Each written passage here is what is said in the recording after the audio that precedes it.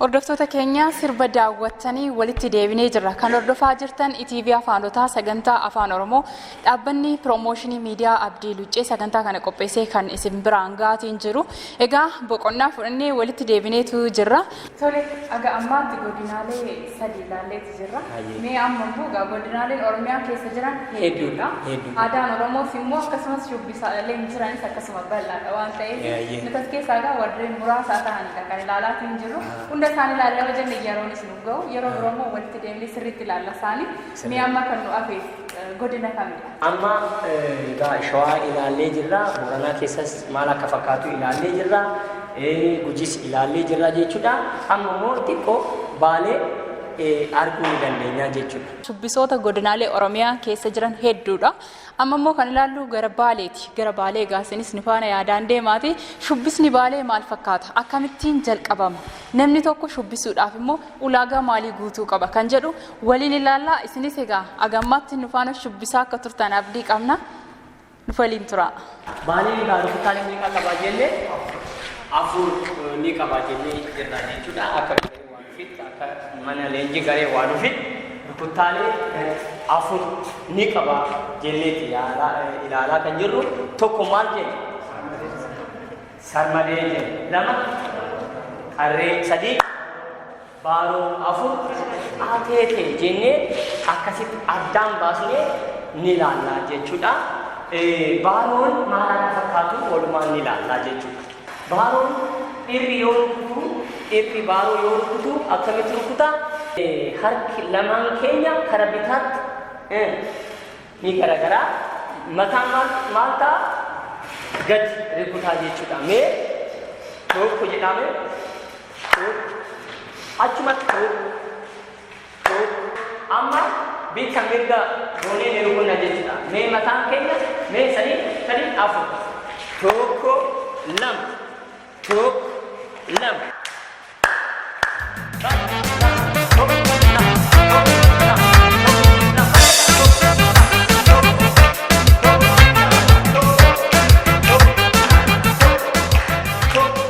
dubartiin immoo dubartiin baarurratti akkamitti rukutti mee harka kee kanatti gooneet mee cabsaamii dugda keessan tokko gatiin bitaa tokko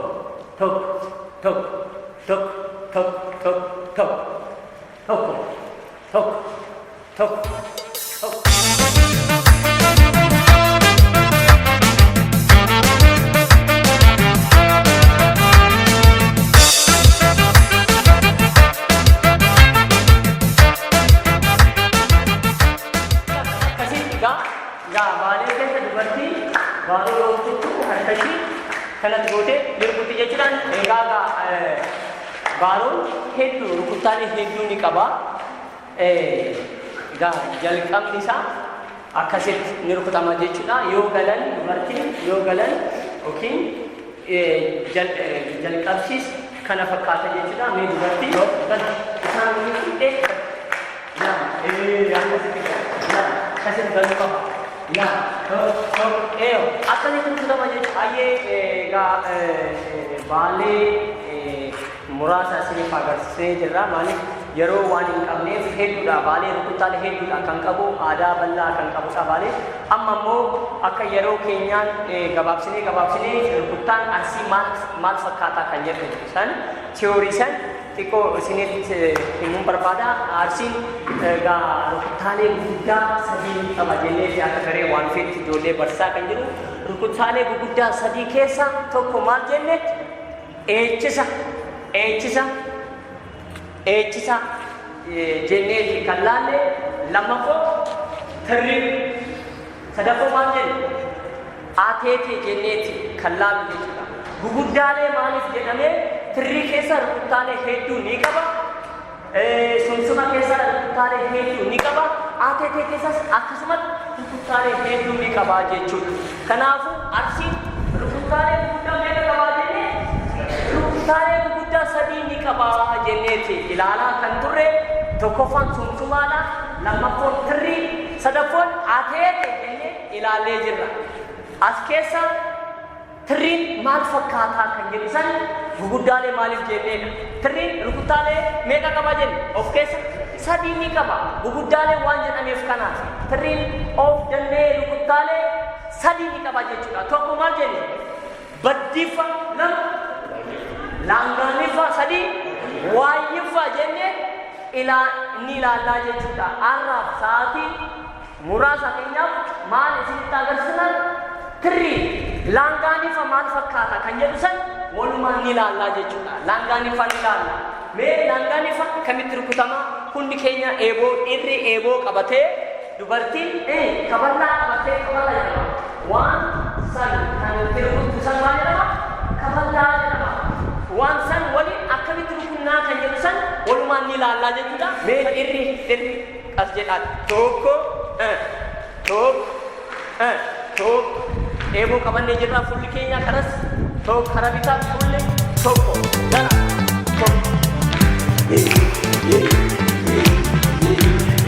akkana gomartana akkana ni ilaallaa jechuudha dubartiin immoo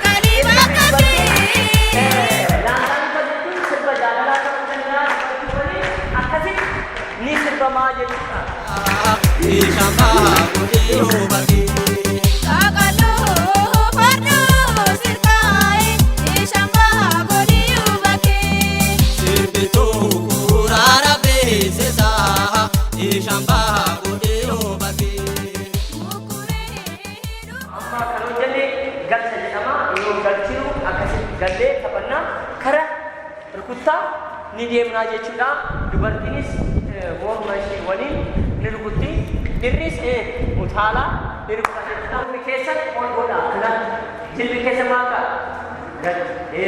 ol sadii afur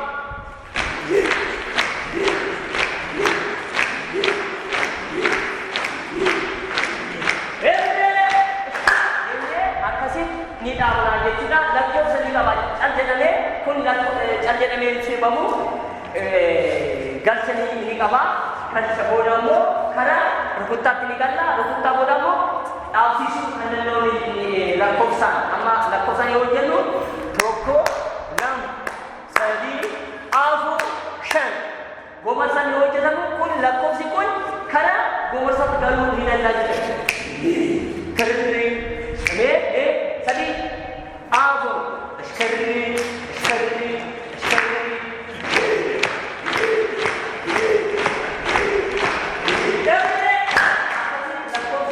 Akkasii rukutamu ni danda'a jechuudha. Arsii keessa kan jiru hedduudha. Laangaaniin ni jira, baddeeffamni ni jira, waayyifni ni jira. Guguddaalee sadii kan jedhame firrii keessa waan hedduu ni jira, eegsisa keessa waan hedduu ni jira, ateete keessa waan hedduu ni jira jechuudha. Ateetee duulaan ni jira, ateetee loonii ni jira, loonii kan faarsan jechuudha. Ateetee immoo kan siinqee ni jira, ateetee kan malkaan ni jira. Ateeteen hedduu waan jiruuf maal jedhame arsiin yoo kukutamu jechuudha. Rukuttaalee guguddaa sadii ni qaba jedheeti adda baasanii kan qaban. Guguddaa jechuun eegsisa keessa hedduudha kan jiru.